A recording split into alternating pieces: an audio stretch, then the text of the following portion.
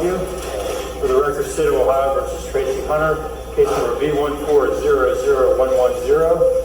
Matter of docket today solely for the execution of the sentence imposed by my predecessor, Judge Nadel, on December 5th, 2014, for a jury conviction against Ms. Hunter on count 6 of the indictment, having an unlawful interest in a public contract, a felony of the 4th degree.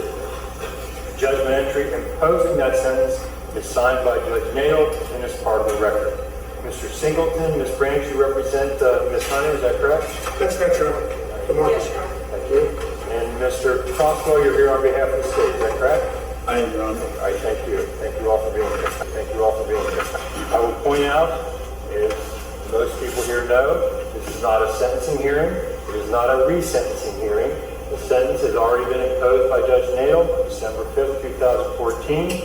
My job is solely to follow the law, abide by the rule of law, and execute the imposed sentence.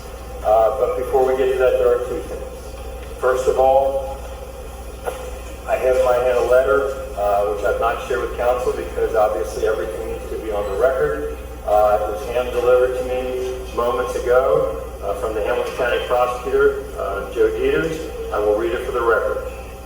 Dear Honorable Patrick Dinklager, you and I have known each other professionally and personally for almost 40 years. Today you are going to impose the sentence Judge Norbert Nadel gave former Judge Tracy Hunter after she was indicted by a grand jury, convicted by a petit jury, and upheld by every court in Ohio. It was also reviewed by the Federal District Court and the Sixth Circuit Court of Appeals and upheld. She has not once shown remorse. She has been incredibly disrespectful to you and to the justice system. She has in the face the fact that my office removed itself in any way from her prosecution, blamed us for her plight. That being said, I believe she has some type of mental condition that has created this scenario. Although we are not the prosecutors in this particular case, I ask as a friend of the court to consider an evaluation of her prior to imposing Judge Nadel's sentence. I have nothing but the greatest respect for you as a judge, and more importantly as a person. I know in my heart that you will do what you believe is just. I've known you too long to believe otherwise. But she has basically lost everything professionally. Her review of her stability to serve jail time hurts no one and may in some way aid in your decision to impose the sentence. Signed by Joseph T. Dieters. Any comment on that, Mr. Crosswell, first of all, sir? Your Honor, I would endorse those comments. Thank you, sir. Mr. Singleton? Oh, yes, I want to be heard on this. Judge, I can't believe that Joe Dieters would ask for her to be evaluated. In the letter, there's reference to her not showing remorse. Here's why there's not remorse. First of all, Mr. Singleton, with all due respect, you can, I'll certainly give you a chance to say anything you'd like. I'm just talking about whether or not you believe this is something appropriate for me to do. No, okay. Absolutely not. I appreciate that. Absolutely not. And if I could just say more, I'd like to. The reason I say absolutely not is, first of all, both Jennifer Branch and I have worked very closely with Judge Hunter. There is no issue whatsoever, not in the slightest, about her not being competent or understanding what's going on. Absolutely nothing. She has been very helpful to us as we have litigated her case up to the Ohio Supreme Court and in federal habeas. So that's number one. Number two, with regard to the issue in Prosecutor Dieters' letter about remorse, the reason why there's not remorse is because she didn't violate this statute. I know that there's a conviction. I understand what the courts have said about it, but under the plain language of the statute, she is not guilty of securing the authorization of employment, period. And we plan to file a motion to dismiss. And since the defense counsel has indicated that they do not wish for me to proceed in that manner, I will certainly not do that. I do appreciate the concerns Mr. Dieter has extended, but that is something that we're not going to proceed with. The other thing I do need to do before we get to the other aspect of this case is I thought about this for a long time, and on behalf of the justice system, preservation of the independence of the judiciary in the spirit of transparency and to comply with the dictates of Ohio Code of Judicial Conduct, I'm going to state the following. In no way, shape, or form is this to be held in any way against Ms. Hunter, but I want to point out for the last several weeks, I have received at my home, not here in the courthouse, at my home, 45 postcards from people. Some of them signed, a few. Some of them with return addresses, a few. But most of them anonymous. So when my wife got the mail, she looks at them, of course. She becomes concerned. I'm not going to read them all, obviously. But again, in complying with what I think is law, so no other judge should go through what I've gone through with these Facebook postings by certain people, whatever, okay? I'm just going to put a couple of these on the record. 7 of them start off with, I'm a registered voter, okay? What is that supposed to mean? Well, whatever. I'm a registered voter, and I believe all charges should be dropped against Judge Tracy Hunter. I'm a registered voter who stands to support Judge Tracy Hunter. Drop all charges against Ms. Hunter and exonerate her now. Dear Judge Nicklocker, please exonerate Judge Hunter of the charge she was falsely accused of. I'm a registered voter in Hamilton County. Judge Nicklocker, exonerate Judge Hunter now. Drop all charges, restore her good name. I am a taxpayer and a registered voter. I'm a registered voter. Please let Tracy Hunter. She is innocent of all charges. And the last one I'll read. Honorable Judge Nicklocker, boy, that is used. Perhaps perhaps do one good thing before you meet the maker in the sky. Since you are a killer, maybe doing something right for points will help your eternal judgment. Exonerate Pastor Hunter and former Judge Tracy Hunter. I know you will not, but you will not be able to tell your white Jesus that you were not asked. Sincerely, Cincinnati taxpayer.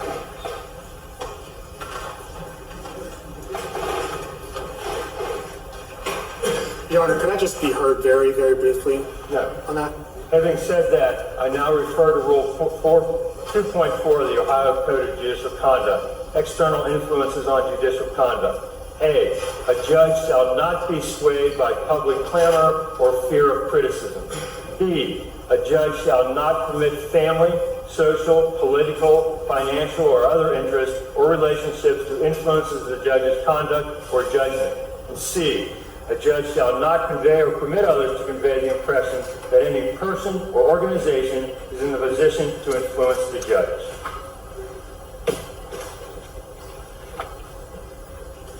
I will point out that I will say to the organizer and some of the people that wrote those postcards, I don't think some of them were very Christian, but that's the way it goes. I will say to them, though, the attempt was to intimidate me in any way. That has flat out failed. Okay? I will never, ever, ever bow to that type of pressure, veiled threats, vicious comments, lies about me, or anything else. I've been a judge for 28 years. For the first time that I do something because somebody has threatened me or pressured me to do something, it's the last time I do it because I'll never be a judge. I don't want to be a judge anymore. I will not violate my oath. Having said that, I do need to point out that Pastor Peterson Mingo, Councilman Christopher Smitherman, the Black Lawyers Association, the Southern Christian Leadership Conference, as signed by Edith Thriller, who I know is a very good person, and Mayor Cranley, have all written what I believe are appropriate letters to me that I have read, and I will attach what significance I can, but I wanted to put on the record that they did it appropriately and did send me letters which I have read. With that, then, we're now at the aspect of the execution of sentence. Again, they're not a hearing sentence, and I'm not even sure if it's necessary, but in the spirit of allowing everything to be done properly and making sure the due process of Ms. Hunter is taken care of, Ms. Branch or Mr. Singleton, did you want to say anything at this point?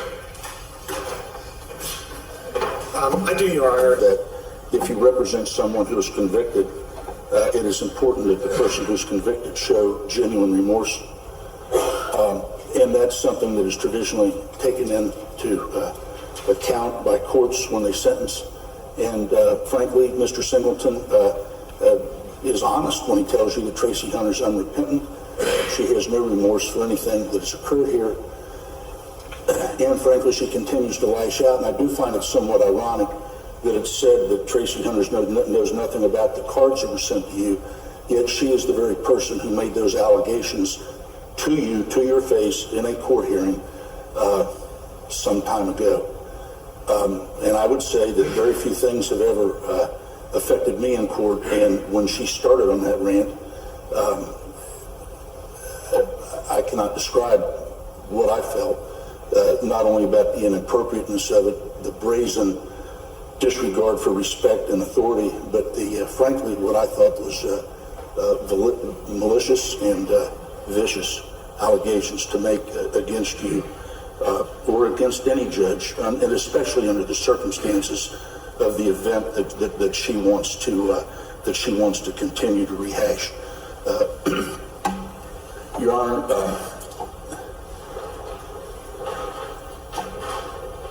it's ironic also that when Mr. Dieters wrote the letter asking you to at least order a mental health evaluation, and I endorsed it. I said, well, that's fine with me.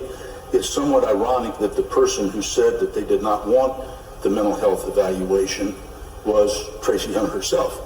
Now, anyone who has been in the system or around the system understands that when Mr. Dieters presumably is asking for a mental health evaluation, it arguably would be to see if there is some type of way for Tracy Hunter to avoid a jail sentence if there is a mental health issue. Yet she is the one who stands here before you today and says that she doesn't want that either. In other words, what she wants is to control the facts. What she wants to do is write the law, and what she wants to do is play by her own set of rules right up until today. Right up until this very moment. And up to the very conduct that put her in the predicament that she's in, and frankly has caused all this pain to her and caused all this turmoil to the community. It arguably would be to see if there is some type of way for Tracy Hunter to avoid a jail sentence if there is a mental health issue. Yet she is the one who stands here before you today and says that she doesn't want that either. In other words, what she wants is to control the facts. What she wants to do is write the law, and what she wants to do is play by her own set of rules right up until today. Right up until this very moment. And that's the very attitude and the very conduct that put her in the predicament that she's in, and frankly has caused all this pain to her and caused all this turmoil to the community. Doesn't want that either. In other words, what she wants is to control the facts. What she wants to do is write the law, and what she wants to do is play by her own set of rules right up until today. Right up until this very moment. And that's the very attitude and the very conduct that put her in the predicament that she's in, and frankly has caused all this pain to her and caused all this turmoil to the community. That said, the case, correctly as has been said, has been tried. A jury has convicted her. It's been through the First District Court of Appeals. It's been through the Federal District Court, and the convictions have been affirmed at all times. She stands convicted. There is a sentence which was imposed by Judge Nadel, and I think it's time to impose a sentence. Mr. Crossback. Mr. Singleton, Ms. Branch, if Ms. Hunter would like to say something, obviously she's more than welcome to say something at this point. It's up to you all.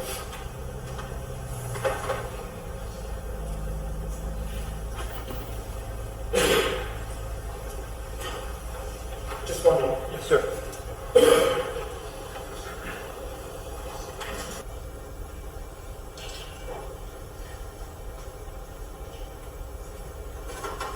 Nothing further. All right, thank you. I intend to perform my duties as a judge to assure complete and full due process has been afforded to Ms. Hunter, as it is to every defendant in this courtroom. I have reviewed the entire file, including the federal aspect of the pertinent law, and just a real quick review so there's a full understanding of where we are and how we got here. This obviously was an investigation of things that allegedly were done improperly by Ms. Hunter in the juvenile court. A special prosecutor was appointed by the Common Pleas Court. They did an investigation. Matters were submitted to the grand jury. The grand jury returned a multi-count indictment. There was a jury trial conducted by Judge Nato. 12 jurors, 12 peers of Ms. Hunter, found her guilty of one count of having an unlawful interest in a public contract, which was signed by all 12 jurors. The sentence was imposed by Judge Nato on December 5th, 2014. He imposed that sentence, Judge Nato ordered Ms. Hunter to come to the Justice Center on the 29th of December 2014 to begin the sentence. That was stayed by our First District Court of Appeals. On January 15, 2016, in a 3-0 decision, the First District Court of Appeals affirmed the trial court found that Ms. Hunter had received a fair trial. The Ohio Supreme Court, in an entry dated May 18, 2016, and I quote, declines to accept jurisdiction pursuant to Supreme Court Practice Rule 7.08b4. In other words, there was not enough there for the Ohio Supreme Court to even review the case. They didn't take it in. They lifted their stay. They said, go ahead, court, proceed with the execution of the sentence. The defendant then appealed, filed a habeas corpus in the federal court. Judge Black then stayed the execution of the sentence.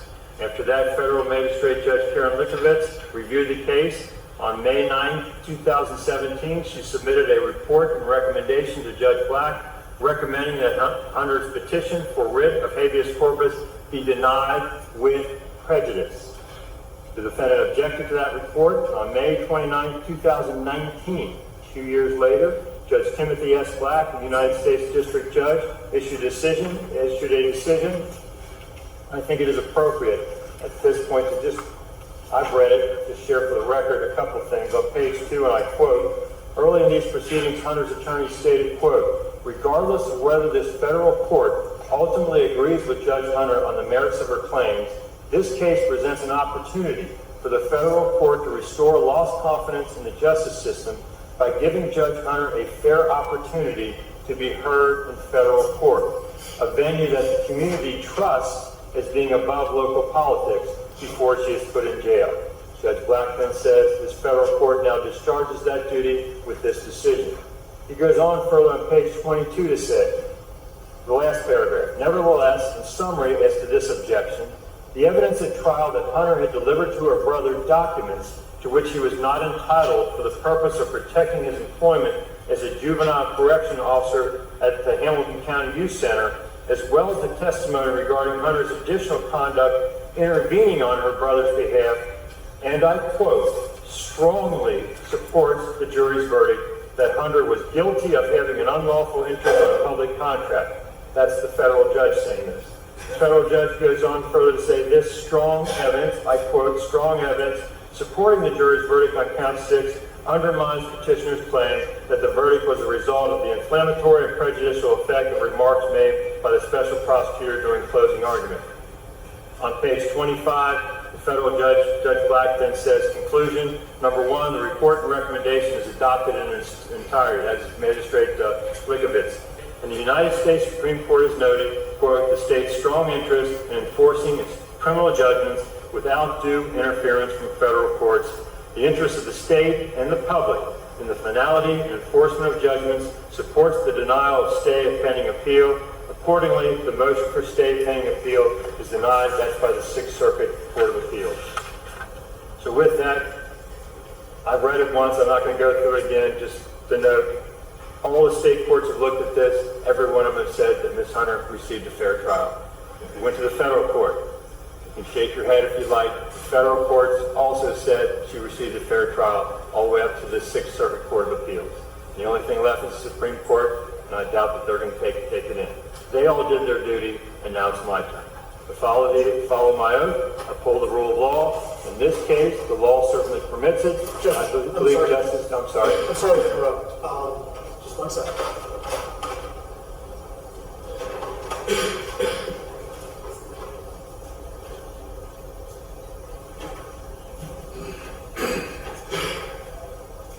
I'm sorry. That's not fine.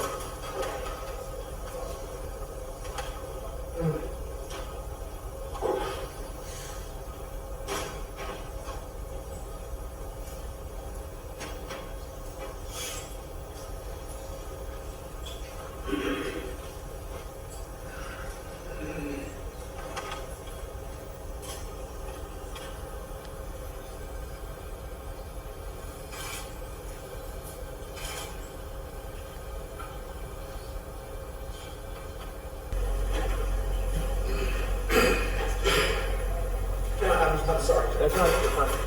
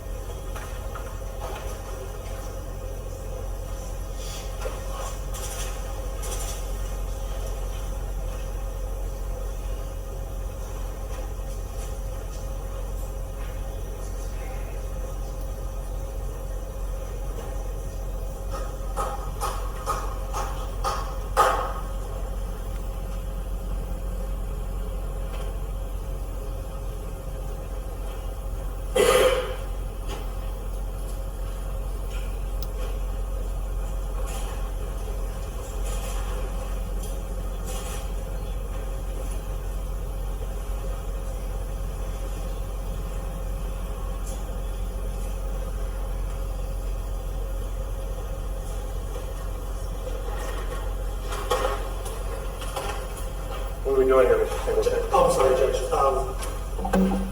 I gave her an opportunity to speak and that was turned down. It's not being offered now. Please have a seat. So you're denying my right as a defendant to address the court? Ma'am, please have a seat. I just want to make sure. Thank you. Thank you, ma'am. Just the record should reflect again, you were offered an opportunity to speak and you turned that down.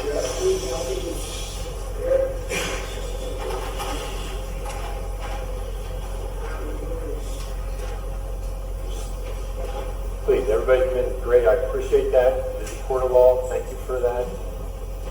As you all heard, she's offered an opportunity to turn that down. So, with that, in this case, I believe the law permits the execution of the sentence, and I know justice gets thrown around a lot, but I think justice demands in this particular case. So the court, Ms. Hunter, orders the execution of the sentence imposed on December 5th, 2014 by Judge Nadel. That is as follows: 1 year community control, that's non-reporting. Since you will be on community control, I will advise you, as I'm required to by law, that if you violate any of the conditions of the community control, come back in front of me. I will sentence you to 18 months in the Ohio Department of Corrections. It is a felony of the 4th degree. The conditions of the community control are real simple, as indicated in the judgment entry by Judge Nadel. Number 1, you pay the cost of these proceedings. Number 2, you are to not violate any laws. Number 3, you are to do 6 months in the Hamilton County Justice Center, credit 1 day. Mr. and Ms. Deputies, you take her away.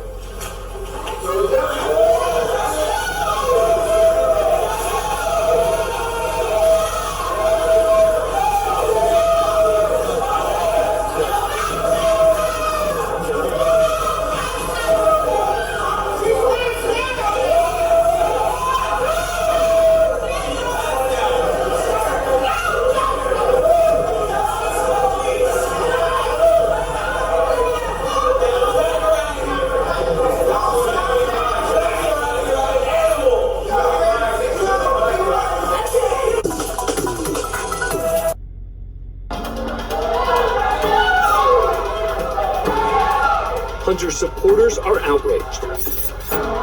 In fact, keep your eyes on this woman as she attempts to approach Hunter, but is intercepted by court officers.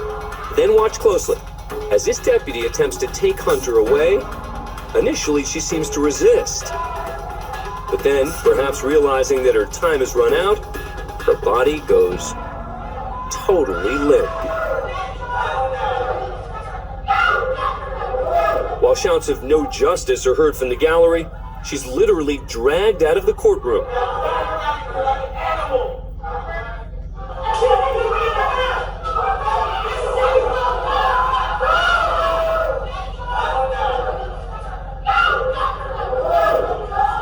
As tempers flare in the courtroom,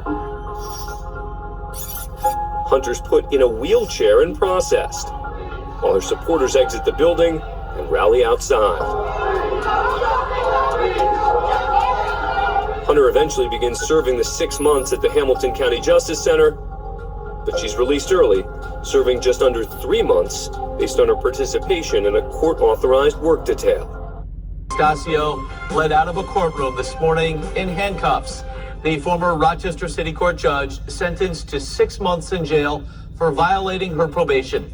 News 8 was in the courtroom for that sentencing. Leah Lando live in our newsroom at noon. Leah, what happened here? Well, you may remember Leticia Stasio. She was removed from the bench after a DWI conviction back in 2016. Stasio pleaded guilty to one of 3 possible probation violations this morning. She represented herself at the hearing and told the court she suffered enough and shouldn't face jail time. The judge disagreed. Are you satisfied with just her? What I have found is, and what shocks me, is that you've absolutely never taken any responsibility for your actions. You've never shown any remorse throughout this entire process. Shocking to me. What's also appalling to me is that you unilaterally decided to take yourself off probation without a court order. You just decided you didn't want to go anymore, so you stopped going. I'm not happy about it. I'm not going to tolerate it.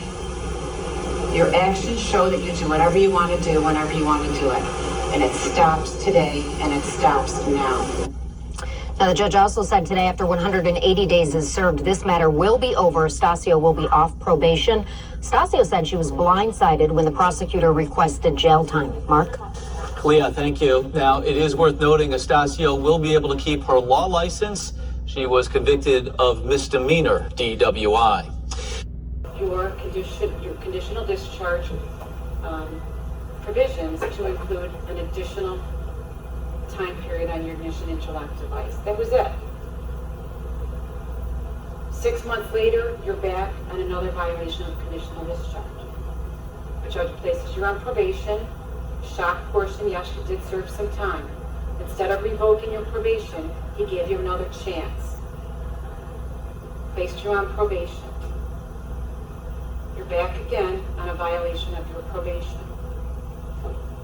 You've been given several chances before today, before appearing in front of me. What I have found is, and what shocks me, is that you've absolutely never taken any responsibility for your actions. You've never shown any remorse throughout this entire process. Shocking to me. What's also appalling to me is that you unilaterally decided to take yourself off probation without a court order. You just decided you didn't want to go anymore, so you stopped going. I'm not happy about it. I'm not going to tolerate it. Your actions show that you do whatever you want to do whenever you want to do it. And it stops today, and it stops now. I'm revoking your probation, and I'm resentencing you to 180 days in jail, starting now. Thank you, Judge. I will grant your relief with regards to the ignition interlock device. You no longer have to have it installed on your car. I will also sign an order to allow a family member to get it taken off of your car in a timely fashion. Stasio, you're going to have some time to think about what your actions were throughout this proceeding. It's quite possible you single-handedly changed the view of our community to the judicial justice system, or the judicial system of justice. And it's appalling what you've done, and I hope you've learned your lesson. Case closed.